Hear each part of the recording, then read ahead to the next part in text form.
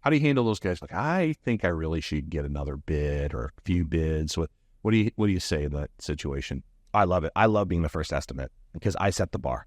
I actually sometimes hate being the last estimate because for some reason, the first person there, just in my opinion, is the customer will believe everything that first company, even if they didn't look at the ductwork, they didn't do a load calculation. They're like, oh, I need a 5-ton. I'm like, well, actually, you need a 3 because here's why. Yeah. I love to be the first one because I know if anyone goes behind me, if they don't do all 100 things that I did, the customer is like, oh, you didn't look at the ductwork. You weren't as thorough. Right. So I love being the first estimate. If I'm the last one, sometimes you're overcoming like, well, this guy said this. Well, this guy said this. Sure. But yeah, if I have a customer and I'm the first one and I go through everything and they're like, yeah, I'm going to get another estimate. I'm like, perfect. Okay. Like, when do you plan on getting it? Like, oh, I already have it scheduled. They're coming out Wednesday. I'm like, all right, cool. I'll reach out on Thursday. Okay. See how it went. And then also very, very honest to a fault. Sometimes I'll tell customers, like, even if you don't use Ongaro Sons, that's fine. I want to do whatever it takes to earn your business. But at least I am going to be following up with you. If you decide to go with another company, just let me know. Yeah. It's not going to hurt my feelings. You're not going to get anything from me. Try, like, oh, how dare you? It's like, just let me know. Yeah. And I really appreciate it. I'll have customers that will email me and say, hey, you were great.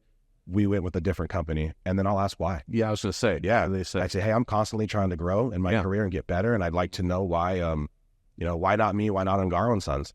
And then they'll tell me why. And, I would say the majority of the time, I feel like people will take, I think this guy, he's going to do it for a lot cheaper. And I think he's going to do a good job. I know you're going to do a good job because you're Ongaro and you're Anthony, but I think this guy can do a good job. And it's a lot cheaper. And that's usually it. Yeah. I mean, I very rarely have someone say, like the product wasn't there or the warranty. It's usually just price. Sure. Sure.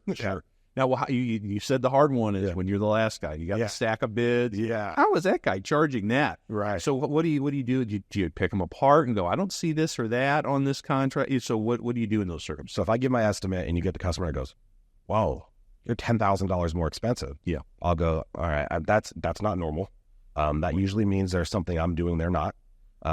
Would you mind, you have my estimate, nothing's changing from here. Would you mind sharing the others? Yeah. I don't care about the company, their product, their price. I just want to make sure that, and I know it's silly to say, but apples to apples, are they doing everything that we're doing?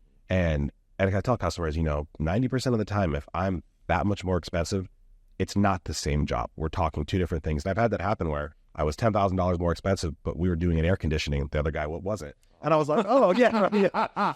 I was like, oh, Mrs. Jones, like we're doing an AC here. And she's like, oh, you're right. Yeah. And, and then sometimes like, oh, they're not doing duct work. They're not pulling a permit.